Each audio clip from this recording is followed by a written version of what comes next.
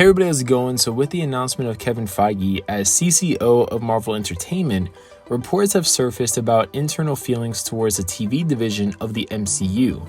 So for every Daredevil or first half of Luke Cage Season 1, there was some Inhumans or the first half of Agents of S.H.I.E.L.D. And in between those shows were a wide spectrum of quality, but unfortunately, or maybe fortunately for Marvel TV fans, Kevin Feige was underwhelmed by a lot of the adaptations for most characters. And while he reportedly loved Netflix incarnations of Matt Murdock and Frank Castle, he didn't really enjoy the TV versions of Robbie Reyes / Ghost Rider, or even anything about the Inhumans series. But now it's all under one roof, there's reason to believe that Inhumans and Mutants, aka the X-Men in many respects, will receive proper reboots around the same time. So building on their foundations, according to Kevin Feige himself at San Diego Comic-Con 2019, mutants are in fact coming to the MCU. And a lot of people interpreted that statement as meaning characters like Scarlet Witch may be retconned to be mutants before we ever get like the X-Men and stuff like that, just to, I guess, officially reveal that kind of concept within the MCU to the general audience. Now, for the X-Gene, mutants, stuff like that, the most obvious lead-in would be the Eternals movie, since their origins with the Celestials overlap with the origins for the X-Gene.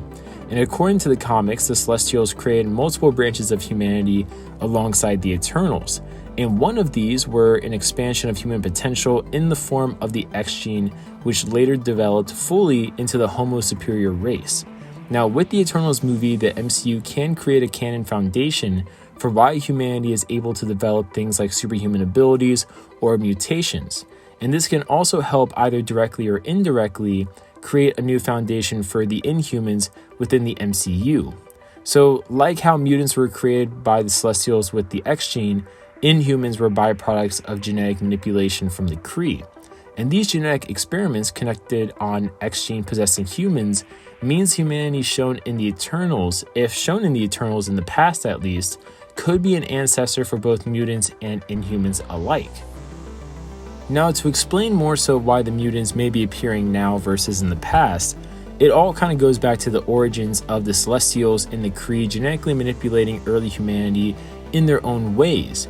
But like I said before, unfortunately, that story on its own doesn't really help explain why in the present day MCU, mutants or Inhumans are now appearing.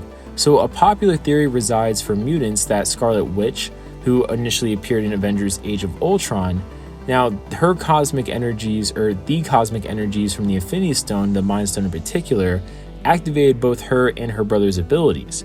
In Guardians of the Galaxy also established that the Celestials used Infinity Stones for multiple functions, such as destroying planets, but presumably they used multiple Infinity Stones for multiple ends.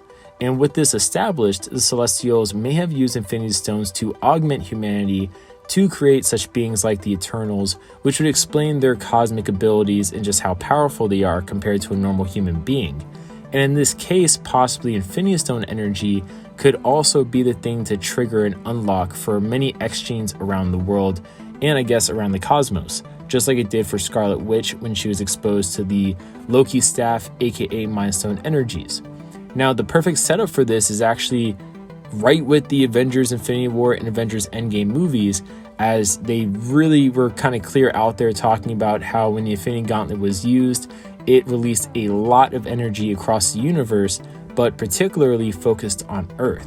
And we have 3 clear instances of Infinity Gauntlet energy or Infinity Stone energy being released, which was Thanos snapping his fingers in Infinity War, then Hulk snapping his fingers again in Endgame, and of course Iron Man snapping his fingers in Endgame. So with those 3 separate releases of Infinity Stone energy across the universe but concentrated on Earth, it does seem likely that something like that would awaken latent genes such as the X-Gene. Now, what's really interesting with the whole Inhumans angle is that the Captain Marvel franchise can actually explore that, because in Captain Marvel and kind of teased in Spider-Man Far From Home, it was explained and established that the Kree do have sleeper agents and top secret activities on Earth. And this is one of the things that led Carol Danvers to believe they actually were able to enhance her from a normal human to a superhuman.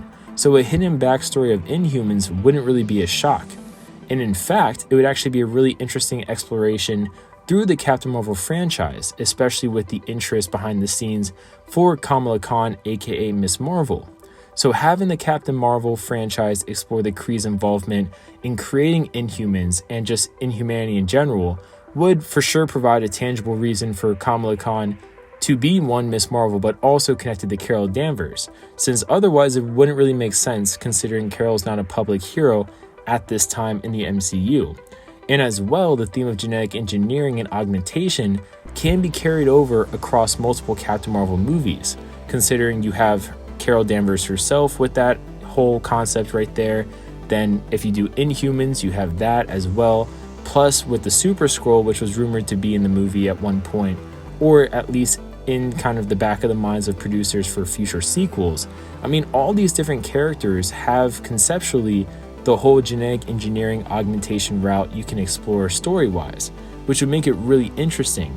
And I just think as a whole, it'd be really cool to explore Inhumanity and their origins with the Kree using Captain Marvel, because that'd be a whole new route for the character and something that'd be very different from the failed TV show that we got for the Inhumans. So overall, I think the reboot of the Mutants and Inhumans that is expected to take place in the MCU could take the whole MCU franchise to new heights, especially with Kevin Feige at the lead of it with his proven track record, but also because it's worth noting Kevin Feige is a massive Inhumans fan, and supposedly, according to reports, already has actors in mind for Black Bolt and Maximus, which are Vin Diesel and Aaron Taylor Johnson respectively. So as mentioned before, the cleanest way to introduce the concept of mutants and Inhumans, genetic engineering within early humanity, probably does reside in the Eternals movie by using the Celestials in some way, shape, or form. But besides that, really there's a lot of flexibility with it, and this, Kevin Feige really has a lot he could play with here. But what do you think about the mutants and Inhumans joining the MCU? Leave your comments down below and let us know what you guys think down below, and we'll see you guys later.